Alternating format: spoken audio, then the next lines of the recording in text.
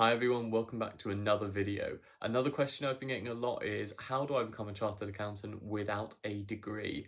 So not having a degree is no longer really a serious problem in the accounting world. Most training programs will take you on without a degree. If you have pretty good A levels or whatever A level equivalent you took, as long as you got pretty decent results and if you preferably learnt more towards science and maths, then you're more likely to easily get into a training contract.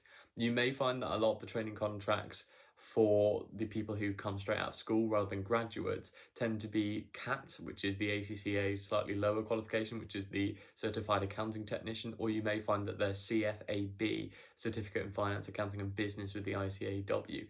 This is the equivalent to taking about 6 exams in both of the qualifications, and they're about the same level. You may find that that contract is only a year or 2 years long, but it will give you a bunch of exemptions from the actual ACA or ACCA. So it's pretty much the same. It just means you get more of a taster rather than the full graduate program. You may also find that you can get straight onto the graduate program if your A levels were particularly good, or if you've done a diploma, for instance, or any sort of foundation degree. So to answer your question of what can I do without a degree and becoming a chartered accountant, absolutely the same.